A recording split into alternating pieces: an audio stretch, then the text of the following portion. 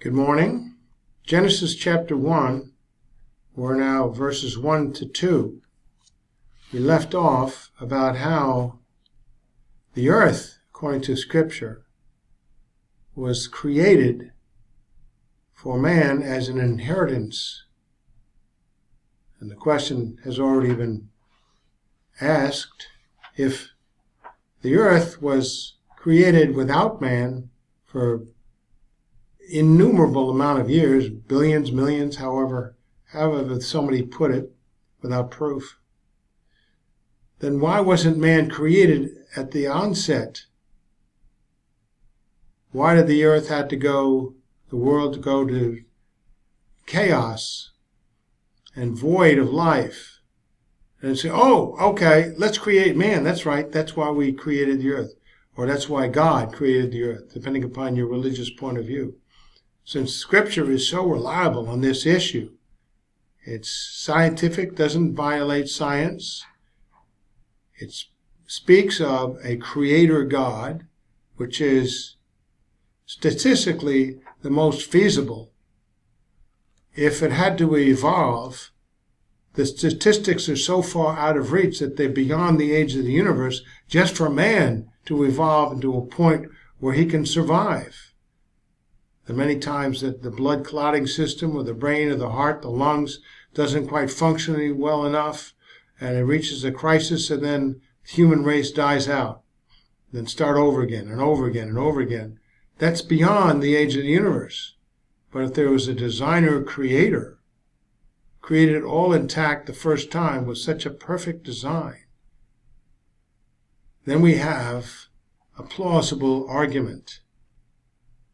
And since man was created according to this valuable book, the Bible, so reliable, predicts the future perfectly, and the universe was created, the earth was created for man to inherit and own and be fruitful and multiply and take care of, why wasn't man created the first time going around? That's an answer that is implied in the question. So let's go to Genesis chapter 1, verses 1 to 2.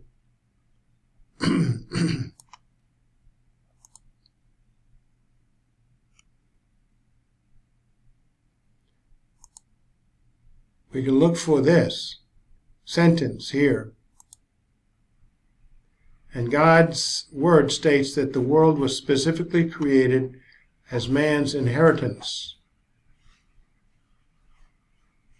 Matthew 25 to 34, then the King, the Lord Jesus Christ, will say to those on his right, come, you are blessed by my Father, take your inheritance, the kingdom of the earth, prepared for you since the creation of the world. So it wasn't created, and then man was not there, and then it was allowed to be totally destroyed, chaotic, without life. And then so, oh, okay, let's fix it back up, and we'll then create man for it. That's something that politicians do in this day and age. Their reasoning. Prepared for you since the creation of the world, prepared for mankind since the beginning when God created the heavens and the earth. Genesis 1:1. Therefore, there would be a question as to the purpose for the creation of the earth, permitting it to deteriorate into a chaotic and voided condition, and then eons later, recreating the earth, and subsequently, oh, by the way, let's create man for whom the earth was created in the first place. So, since the chaotic and dying condition of today's creation was a result of Adam's fall, the earth before Adam would not have been that way. If death existed on the earth millions of years before Adam was created, especially in the form of animals living and dying, then God's word that Adam's original sin brought death to the universe is untrue. I mean, look at Romans 5:12. Therefore, just as sin entered the world through one man, and death entered the world through sin, and in this way death came to all men because all sinned. Note that the death of all things, not just of mankind, is meant here, since the phrase "and death" is connected grammatically to the previous clause, entered the world. Thus we have, just as sin entered the world, death entered the world through sin. This could not simply be the death of mankind, since there is no specific limiting qualifier appearing in that verse to limit death to mankind only. Furthermore, if there was such a qualifier, then the verse would deteriorate into redundancy and become nonsensical for these following reasons. Just as sin entered the world through one man, and the death of all men entered the world through sin, and this way death came to all men because all sin. Well, of course death came to all men when the death of all men entered the world. This rendering becomes redundant and nonsensical. One therefore must conclude that death in this verse refers to the death of all living things and not just mankind. 1 Corinthians 15:21, for since death came through a man, the resurrection of the dead comes also through a man. And what purpose would it serve to have creation reflect the lost condition of man before Adam and Eve were even created, much less lost? And by the way, the account of Adam and Eve is not some kind of a fairy tale or some symbolic idea where you can impose your own poetic ideas.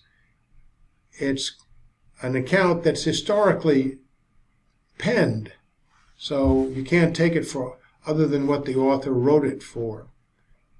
Romans 8:19-22, the creation waits in eager expectation for the sons of God to be revealed. For the creation was subjected to frustration, not by its own choice, but by the will of the one who subjected it, in the sure hope that the creation itself will be liberated from its bondage to decay and brought into the glorious freedom of the children of God. We know that the whole creation has been groaning, as in the pains of childbirth, right up to the present time. Not only so, but we ourselves, who have the first fruits of the Spirit, groan inwardly as we eagerly wait for our adoption as sons, the redemption of our bodies. Note that verse 21 says that all of creation is under a bondage of decay, i.e. that which results from death, of plants and animals. So we may conclude here that decay and death are not in God's perfect order of things.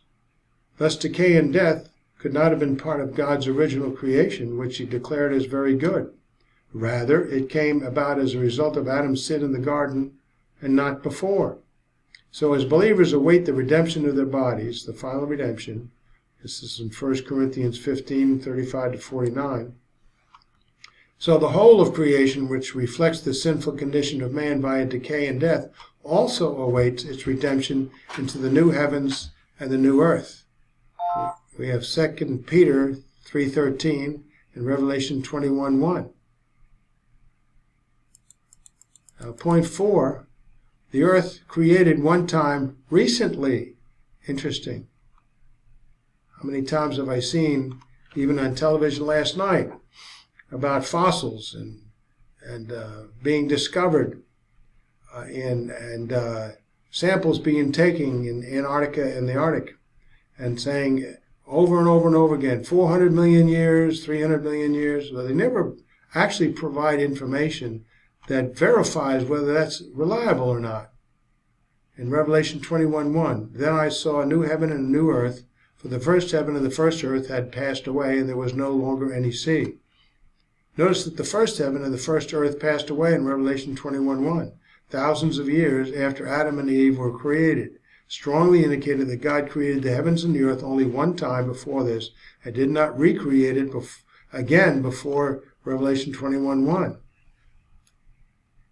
Other passages strongly indicate that God created the heavens and the earth and all life forms therein, including man, in a total of 6 days, 24-hour days, and then rested. Thus the heavens and the earth were completed in all their vast array, including all the life forms, especially man, verses 1:11-27. By the seventh day, God had finished the work he had been doing, so on the seventh day he rested from all his work. Hebrews 4:3b-4. And yet God's work has been finished since the creation of the world. Notice that Hebrews 4:3b is stating that God's entire work of creation of the world had been finished. The next verse states that the time that God spent during this entire creation week, for somewhere he has spoken about the seventh day in these words, and on the seventh day God rested from all his work. So God's creative work is stated in Scripture as having taken an uninterrupted 6 days, ruling out the possibility of an earlier creation which deteriorated into chaos.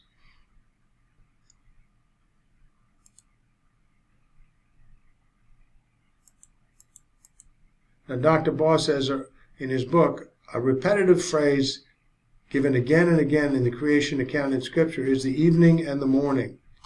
So, creation days are literal 24-hour days. The word yom is used in the Hebrew, and unless there is a specific contextual arrangement, it always means a literal 24-hour day. The reason the days of creation had to be literal is because of the interrelationship of life.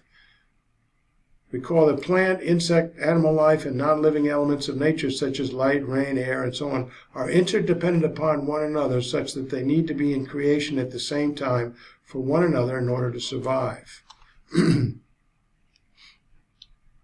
Living things need food. It was on day number 3 that God created the botanical life forms. It was not until day number 4 that God created the stellar heavens, the sun and the moon, to create the ability for photosynthesis. If the earth were enshrouded in a cloud of darkness, there would not have been the ability for photosynthesis until the sun and more of the stellar heavens were visible and usable as light sources. In a matter of 48 hours, most of the botanical life forms would be dead. In a matter of 28 days, all of them would be dead without the ability designed by the Lord that the stellar bodies give for the photosynthesis upon the earth. And even if that were not the case, it was not until day number 6 that God created the insects that are so very important to the procreation of most of these botanical life forms. There is such an interplay of the life forms that the days of creation have to be literal 24-hour days. If we look at the geological ages, the model of that, according to Scripture, belies the gap model which was conceived of in order to support it. So Henry Morris states in his book, the gap theory is thus self-defeating scientifically. It attempts to accommodate the geological ages by postulating a worldwide cataclysm, but a worldwide cataclysm denies the premise on which the geological age system is based, and would indeed obliterate all the so-called evidence of the geological ages. So the geological age system depends on the supposed evolutionary succession of the fossils preserved in the sedimentary rocks of the Earth's crust. A cataclysm of such dimensions as to leave the Earth inundated with waters and with darkness covering the face of the deep, as it says in Genesis 1:1, could have been nothing less than a global explosion, blowing billions of tons of debris into the sky to blot out the sun and all the rest of the solid Earth down into the ocean. Such a disintegrative explosion would obliterate the sedimentary crust in all its fossils, and thus would leave no evidence of the geological ages which the gap theory is attempting to accommodate in the first place. Your argument has to have some weight of evidence. 6, the gap theory contradicts the essence of God. The Bible says, however, that death came into the world only when Adam brought sin into the world. Romans 5:12 and 1 Corinthians 15-21. This fact directly contradicts the assumption in the gap theory that death prevailed for ages before Adam. Furthermore, this primeval prevalence of suffering and death even before Satan's rebellion leaves only God himself as responsible for such a state. But the very idea that the God of order and love would directly create and use a universal system based on redundant randomness and cruelty seems almost blasphemous. These, however, are the implications of the gap theory. Finally, in point 7, man was there at the beginning. We can investigate this next time.